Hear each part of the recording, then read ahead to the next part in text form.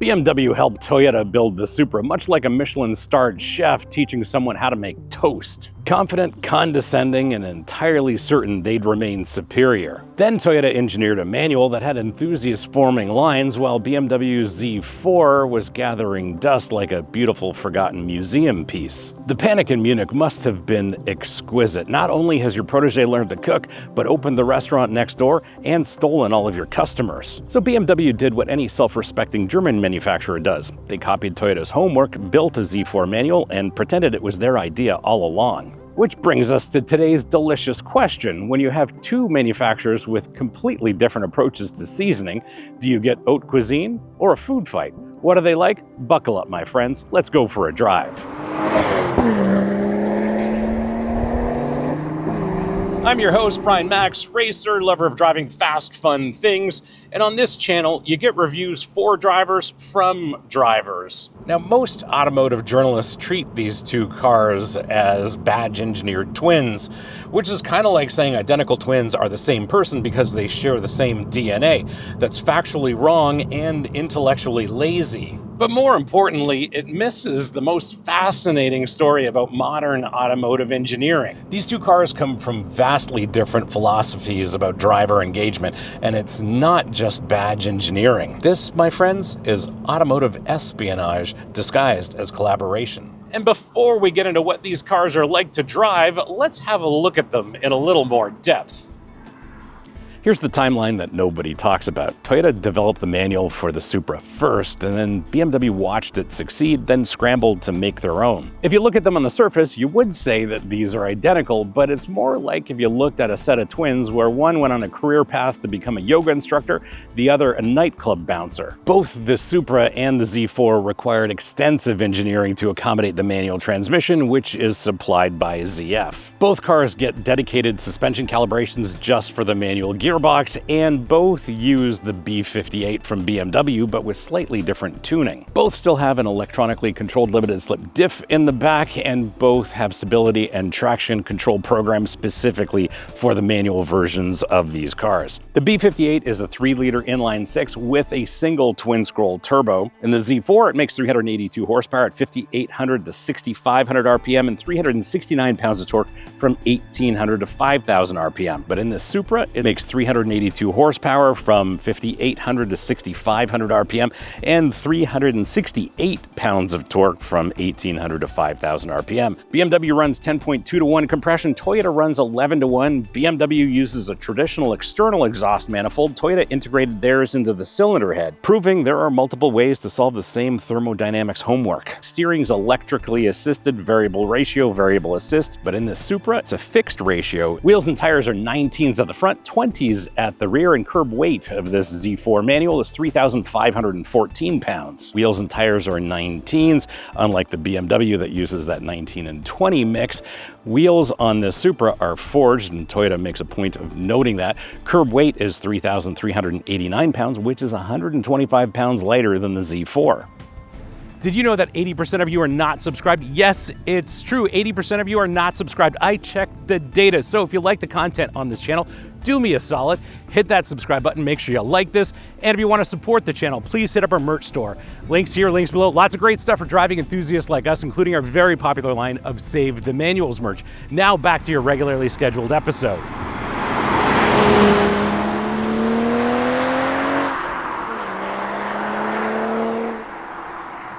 There's one thing that's always true about BMWs, and that's how they set you up as a driver. The fundamentals here are absolutely perfect. I've got a great relationship to the steering wheel and to the pedals, heel and toe, no problem at all. And the shifter is right here. It's an easy reach, and it has a great feel, as we'll definitely discuss. The wheel is modern BMW, which means it's got a thicker rim than most conventional steering wheels, and it's definitely a contrast to what they do in the Supra. The fundamental seating position, though, tells you everything you need to know about each car. Here in the Z4, you sit in the car, comfortable, a little upright, civilized. In the Supra, you wear the car, low, wrapped, committed. The Z4 says, let's go for a lovely drive through wine country. The Supra says, let's find out where your limits actually are. Neither approach is wrong, but they are completely optimized for different definitions of fun. The cabin and the cockpit is a completely different situation than the Z4. Starting with the steering wheel, the rim thickness is definitely on the small side. It's like the anti-BMW M wheel, but it's still got the right shape, the right size, encourages you to have your hands at 9 and 3.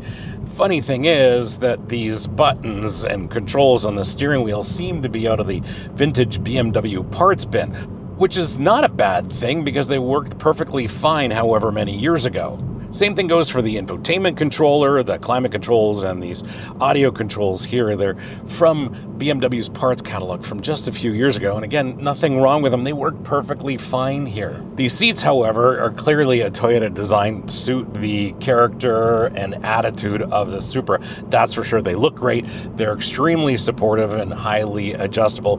Happy with the seating position here. Lots of adjustment in the steering column as well. And then I end up with a perfect relationship to the pedals. The pedals are laid out perfectly. Heel and toe is a breeze, although this does have rev matching like the Z4, which really isn't necessary. And if you want to learn more about heel and toe, well, there's an episode on this channel. I'll link it here and in the description below. And if you want to refine your technique or learn all about it, watch that video. It's probably the best one on YouTube. Love the shift action here, whether we're going up or down the box. Great shifter, and the gates are clearly defined here. It just makes driving this manual so much easier and much more satisfying. BMW's approach to technology is like a Swiss Army knife designed by someone who's never been camping. The heads-up display, the digital gauges, the wireless, everything, it's all there to make you feel like you're piloting something important. Toyota took the opposite approach, give you exactly what you need and nothing you don't. The infotainment system is really nothing to write home about, but I do use it on wireless CarPlay. Works just fine that way. And speaking of wireless, I've got my phone in the wireless charger here. It's got an interesting little cover, keeps my phone in place when the cornering gets interesting. This interior is more German than a techno festival in Berlin. Precise, functional, and slightly intimidating. Seriously though, this interior says luxury touring, where the GR Supra kind of wraps around you like a really expensive racing simulator that somebody forgot to plug into the wall. While the BMW interior is a little bit more premium, this Supra's interior is just as well finished. The materials, like Toyota does with basically everything they do, feel like they're gonna last a lifetime.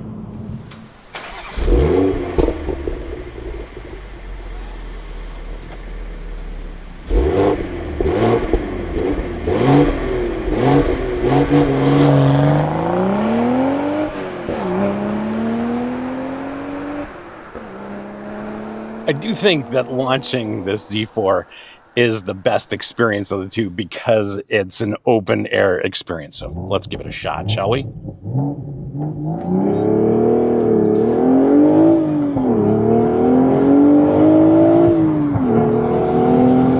Yep, properly quick. I think you'd be hard pressed to tell the difference in acceleration numbers between these two.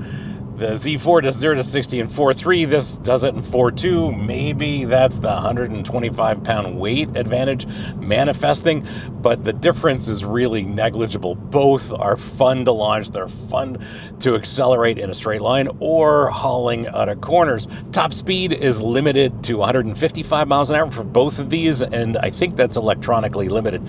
I'd imagine these probably would both top out north of 170 miles an hour. At the end of the day, though, there's nothing quite like rowing your own gears. Here's where the hardware creates completely different experiences.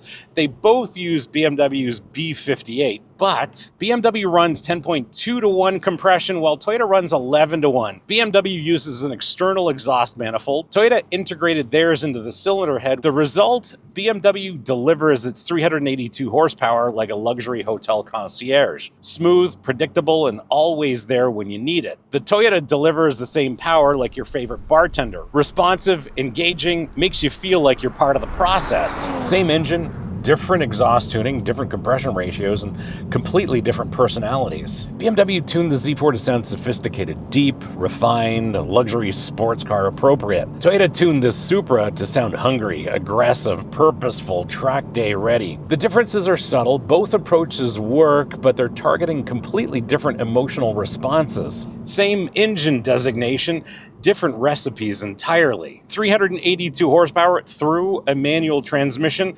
That's like having a conversation with physics and actually winning. And sure, Toyota may have pioneered the development of the manual in this platform, but BMW may have perfected it, which proves that sometimes the teacher does become the student, even if it's with your own homework. Oh, yes.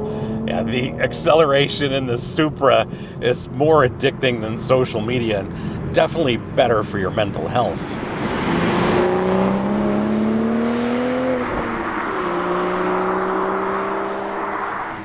And here's where this collaboration gets really interesting.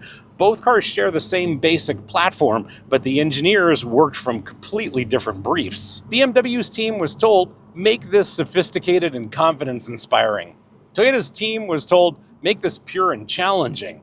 The result is like watching the same actor play two completely different characters.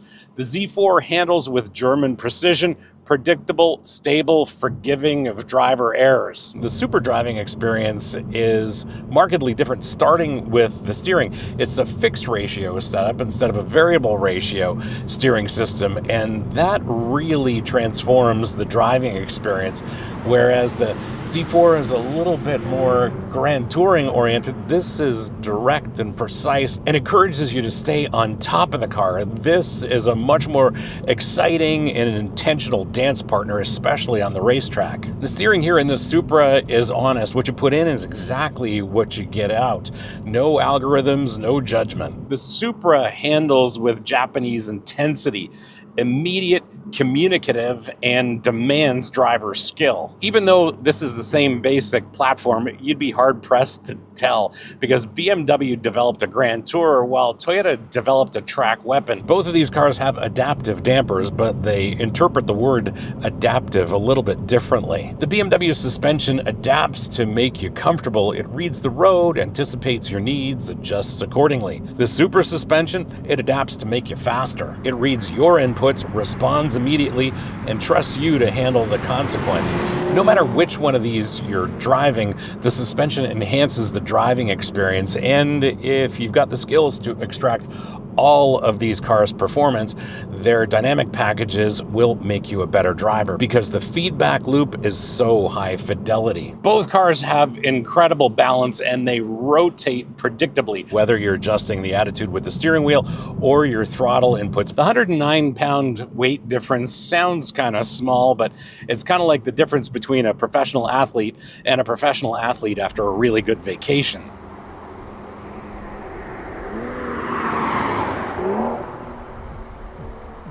How do you spec yours? Well, I do have some thoughts. For the Z4, base price in the US is $67,000. Add the Handschalter package for an as-tested price of $70,500. Here in Canada, base price is $82,000. Add a whole bunch of individual options and you get an as-tested price of $96,000. What you are looking at is the 2025 Toyota Supra manual. In the US, this would have the premium package. In Canada, it just comes one way. In the US, base price is $56,250. Add the premium package for a total as tested of $59,400. In Canada, base price is $69,685, and as tested, this is $70,145. And here's the financial reality.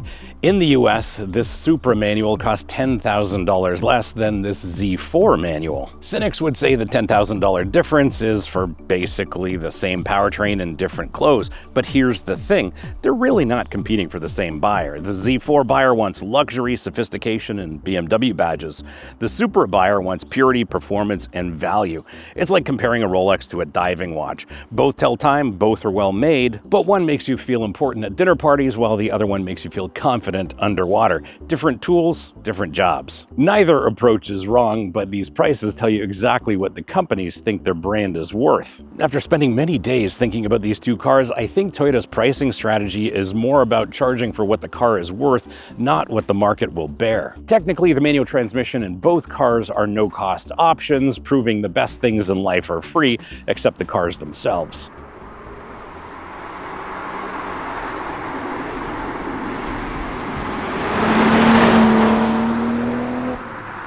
My verdict?